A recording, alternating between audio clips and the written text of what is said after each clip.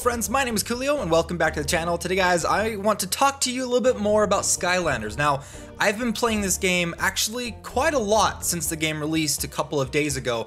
I've jumped in every day since its official launch. I've been playing the game, grinding through levels and stuff, and I've been having an absolute blast. So for this video, I want to show you my current setup, my current progress in the game, as well as share a couple of beginner tips. It's not going to be like a listed beginner's tips, but rather I'm just going to show you some things here and there and give you my opinions on how to get the best out of certain situations, as well as some mechanics that may be hidden away that you may be having some questions on. And then we're going to finish the video by doing a lot of summons. In fact, I saved up a good amount of gems to do some summons for you guys, and I've been waiting for this video to do that. Now, I have done some summons since then, just to kind of scratch that itch, but I have saved my gems in order to play this game. Now, I will say this game, as compared to some of the other hero collector games, this game gives you a lot of heroes and a lot of shards, like, constantly. So let me just go ahead and show you my current Skylanders. Now, the team that I'm currently running is Shadow Spyro, Stealth Elf, and then I'm currently working on leveling up Wallop. Now, Wallop is a really good attack hero that I've been kind of focusing mainly on his attack while also giving him a little bit of a defense as well. I've got a lot of Skylanders already unlocked, like a lot, and I love the fact that the game gives you so many Skylanders right off the bat completely for free. I haven't spent a single dime on this game, and they give you a good amount of them as well. Now, I was running with Roller Brawl for a long time, and she does have really good attack damage. However, I felt like she was getting taken down fairly easy. Also, I found out some other things in relationship to building your team. That's one of the biggest reasons why I ended up removing her from my team. But I've got my defense hero and Shadow Spire, which I've got set up with a lot of defensive runes for him, as well as a pair of energy runes to give him some increased HP. So he's got a really high defense right now, 1020 defense, max level 40, and I'm currently trying to get into the next area so I can go ahead and actually get some gems from the Mansion of Gloom. However, I've got to get to the Mansion of Gloom and unlock its normal mode before I'm able to actually get some of his, get some of those shards. Now, the first thing I want to show you is actually how to get shards for these characters. Now, you're going to get these things called like Omni Gems, which helps you collect more shards. However, they disappear, and it may be a little weird in order to find them a little bit later in the game. But if you go up here to the top right on the main screen and go over to your inventory, on the far right, you're going to find all the Omni Gems right here that you collect. Now, if you go ahead and actually select some of these, you can go ahead and hit exchange, and it'll show you which characters you're able to exchange those soul stones for, and which character and how many soul stones you have for those characters.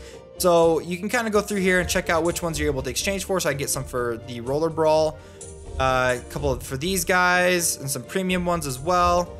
So I was a little confused at where those went, because I kept seeing that I was getting those in the game, and I wasn't sure exactly how to go and actually exchange them. You can also exchange them if you go to the Skylanders one, for example, on the Roller Brawl. It'll show you which levels you can get shards for that character, or you can use the Omni Gems to swap them out. So if I were to go here, I could actually swap these out in order to get some for Roller Brawl. I'm actually not going to do that because I'm going to save those for later, because it does take a good amount of those Omni Gems in order to do that.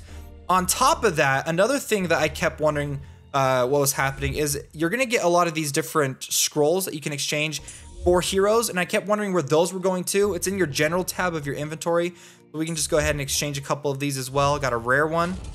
Oh, nice. That's awesome. Got some for Spyro, and then one more. We got another rare, and oh, some more for Spyro. Oh, sweet. We got a bonus on it too. We can actually probably go and really power up our Spyro right now. Go ahead and take a look at him real quick.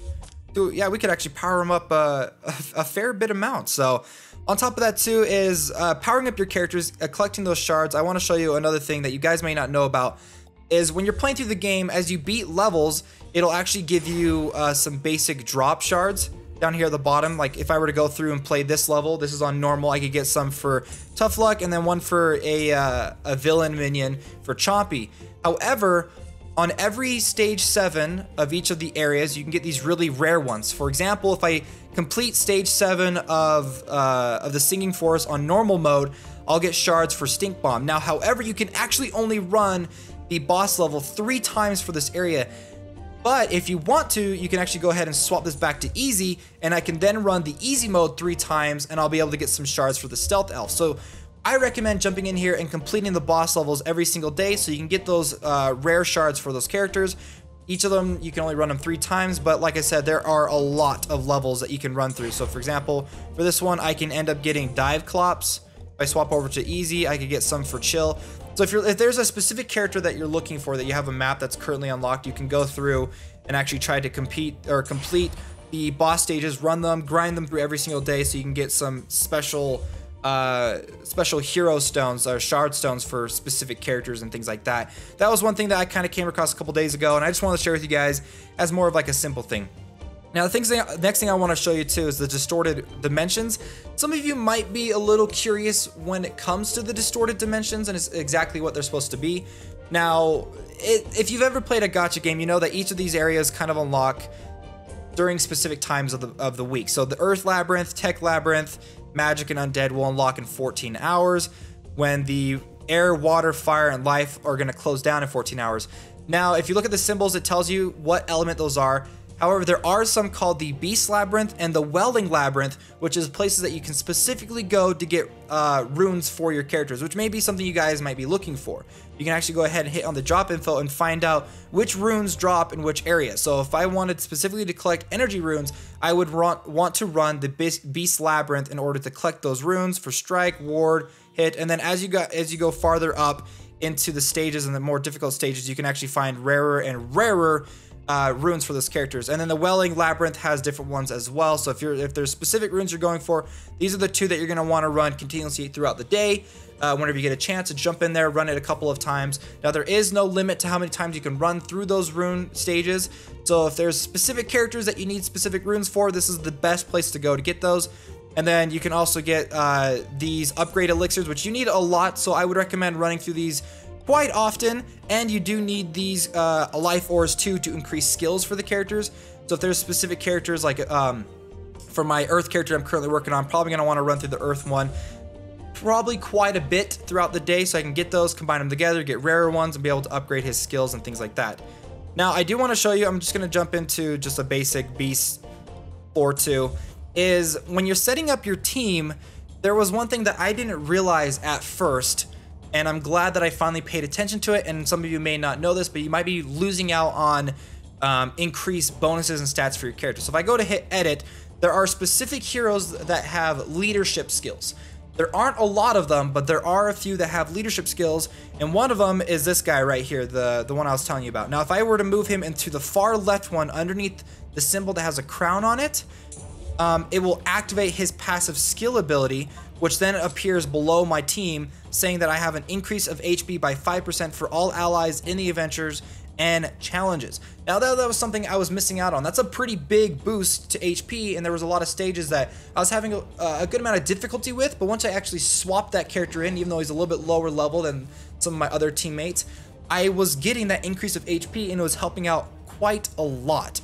On top of that is you're going to want to pay attention to what skills you currently have equipped, because different stages and different challenges will have whatever set team and whatever set skills you have saved. So for this one, I actually like to swap her around. If I'm going to use her on my team, I like to unequip her first skill and equip her second skill and use her as a heavy damage dealer. And these 2 skills right here actually cost 4 mana, so it takes a little bit of time for her to use those abilities, but when she does a significant amount of damage. Now, if I go to hit save, if I jump into other areas, like the dimensional area or in the story mode and things like that, I need to pay attention to what skills I have equipped, because she may have different skills equipped to that character. So you're going to want to pay attention to what characters have what skills equipped, because it does save whatever you had previously for that area. So just pay attention, make sure that you've got the right skills equipped so you don't end up messing it up. Another thing too is as you're playing through the game, you got this huge quest skill right here. It goes all the way up to, I believe, quest number 95. Now, one of the tips I have for this is try to follow this as closely as you possibly can. And what I mean by that is there's going to come areas. For example, I'm currently on the one that says clear chapter 7 stage 1. Now I could go through the game. I might have already completed chapter 7 stage 1. I'm not even sure. Let's go ahead and take a look at it. I have completed chapter 7 stage 1. However, because I progressed farther into the game than my quest page is currently on, I didn't get the requirement for that specific quest. So just pay attention, go through, because you're gonna end up having to backtrack on some stages that you may not want to, and backtrack on certain quests and things like that that you may not want to do in the game. So Well guys, that's some of the tips I have. That's my team. Let's go ahead and end the video by doing a couple of summons. Go ahead and jump into the summons tab. And if you guys have any other questions too for the game, let me know down in the comments down below and I'll let you know. I'll try to find the answers for them as well. Like I said, I'm a noob to the game, but I wanted to show you some of the things that I was confused on when I first jumped into the game, and then eventually ended up coming across, and so I just wanted to kind of pass that on to you. So we're going to focus on the ultra premium summons, or we should be able to do 3 of them. So let's go ahead, we're going to do the first one and see if we can't get anything really awesome. There are a couple of shards I'm really hoping for, so cross your fingers for some of those legendary ones. So we got some for Wallop, which is exactly what I need because I'm currently powering him up, which is amazing. Some for Dive Clops. We got another rare right here. We got some for Gusto. We got a legendary. I hope it's the character that I'm hoping for. It's not. It's Buckshot, but at least it's a legendary. So we got another rare going on.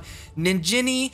So we definitely have enough to power up Wallop, which is perfect because I've been trying to level up and power him up currently because he's a great boss character, or a great leader character.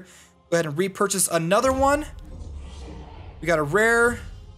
We got some chill. We got a legendary. Please, please let it be the character that I want. It's not. It's Tri-Tip. That's okay. We got an epic. We got some more for Dive Clops. We got some for Chopper, which is a bonus for Chopper. Nice. We got a second legendary, which is amazing. Please, I'm crossing my fingers. Let it be the guy. No, it's Ambush. Okay, whatever. That's fine. We got some for Whamshell. We got another rare. For Thunderbolt. Okay, let's see. So we got some for enough for Chopper and Whamshell. We definitely need a lot more for Tri-Tip and Ambush. We just got there for Thunderbolt, so we could probably summon him. And then we're about halfway for Dive Clop. So we got one more summon that we're gonna do. Cross your fingers, guys, for the character that I really, really want. I'll go show you the character after we do the summons. I can't remember what his name is right now, but got some for Barbella. We got a legendary. Let it be him. Oh, it's not. It's Aurora. That's okay. That's fine. Kaboom. We got another epic Roller Brawl, which is perfect. Another epic. Ooh, yes! Yes! Oh my gosh, are you freaking kidding me? That is awesome. Now we can actually go and summon Hex.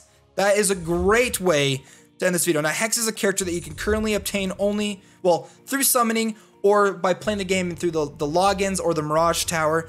But we were lucky enough to actually get her with the bonus Soul Stones from the summon. So we are definitely going to summon this character just so you can see what it looks like. That is awesome. I believe she's a support character, so I'm definitely going to add her to my team. Bada boom, Hex expert character. Oh man, let's go take a look at some of her skills. I have been waiting for this character. Does she have a leadership skill? She does. Increases the effective accuracy by 3% of all allies in duels only. In duels only. So she's going to be probably a character that people are going to want if you're specifically playing for duels. Now the other character I was talking about that I really, really want to summon is this guy right here. His name is Chain Reaction, and he looks so cool. I still need 34 soul stones before I can summon him.